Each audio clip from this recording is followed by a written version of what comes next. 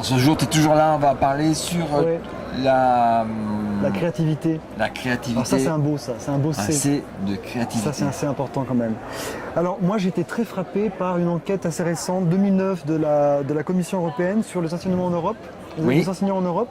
Enfin, ils ont fait 32 pays en réalité, mais ils ont posé comme question la créativité aux enseignants. Oui. La créativité joue-t-elle un rôle important dans votre travail, dans le curriculum en fait? Et alors les Français, mais alors à 30%, c'est pas beaucoup. D'accord. En Finlande, ils répondent oui à 60% quand même déjà. D'accord. Et alors des pays comme l'Italie, la Grande-Bretagne, ils répondent oui à 75%. D'accord. Et donc, il y a d'autres gens aussi qui ont réfléchi sur la créativité dans l'enseignement. Je pense notamment à une conférence TED de Ken Robinson. Alors ça, c'est la référence. C'est ton Saint Graal. Bah, c'est quand même une conférence qui a marqué les esprits. Et qui s'appelle L'école tue la créativité. L'école tue la créativité. Et il dit des choses très importantes. L'une des idées qu'il développe, bien qu'il ne dise pas forcément ces termes, si il le dit en ces termes-là aussi, c'est que il faut. D'abord, il y a une écologie de la créativité. La créativité, c'est une compétence humaine universelle. Mais elle peut être atrophiée par des conditions sociales, pédagogiques, etc. Et il faut sortir d'une vision élitiste de la créativité, on dit que quelqu'un est doué pour la créativité, pour aller vers une conception plus démocratique de la créativité, où on n'est pas doué, mais on est capable, on est devenu capable. On est resté capable, on a cultivé cette capacité-là. Donc je pense que c'est très important de garder ça en tête.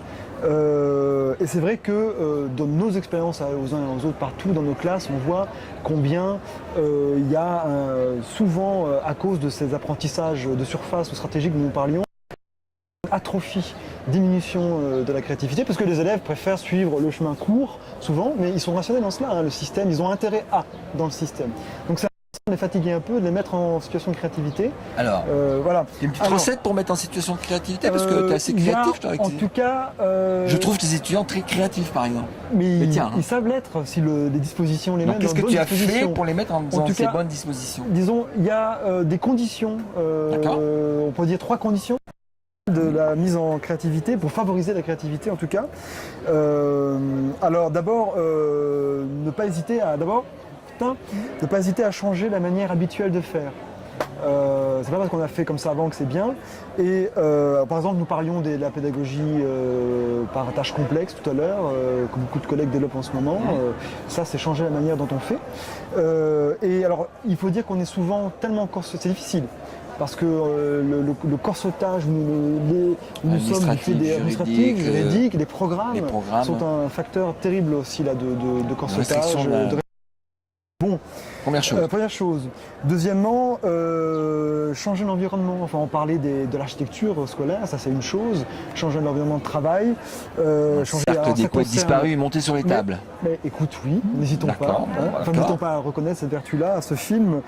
Changer les temps d'enseignement, les outils d'enseignement, et sortir de ce que Ken Robinson appelle le modèle. Il explique bien comment notre modèle a été mis en place lors de la révolution industrielle, et il y a une belle analogie entre notre modèle scolaire et l'usine en réalité.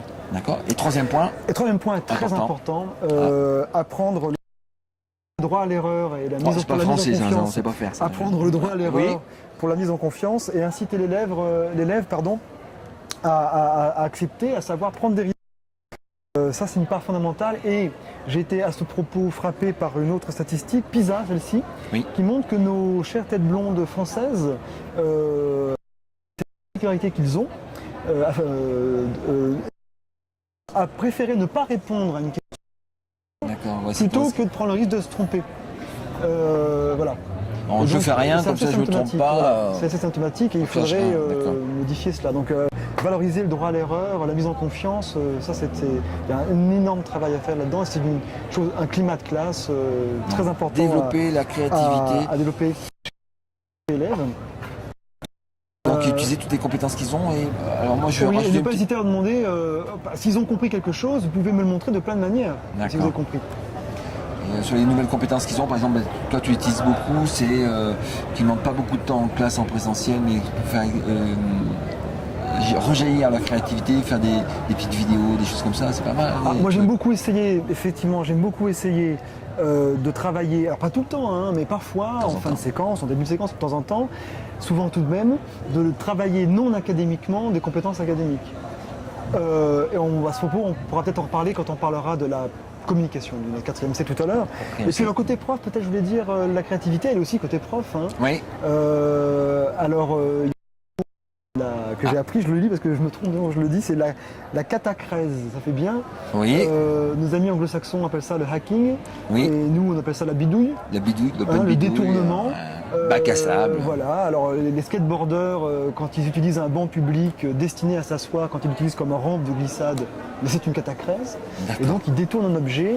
Et c'est vrai que le public est épaté là. La spirale vertueuse fait que les idées viennent, il y a comme ça cette interaction avec les outils, des choses, hein. Et le détournement vient réadapter, vous voyez un processus, on le reprend, on le détourne, on l'adapte. On cherche un outil parce qu'on a besoin, et l'outil va nous donner des tas d'idées nouvelles. C'est un boulot, mais non, c'est un boulot, mais je ne veux pas parler de boulot, c'est un tel plaisir d'inventivité que là on est dans c'est un vrai plaisir du métier là. Et ce qui est intéressant aussi dans l'époque à laquelle on vit, on a plein d'exemples en ligne qu'on peut aller voir, on peut détourner, reprendre. Par la collaboration, alors là non plus entre élèves aussi, mais alors là entre profs, bien sûr. Regardez ce qu'il fait, la ça va machine à café mondiale. D'accord. Merci pour Merci Christophe. Ce 3e C.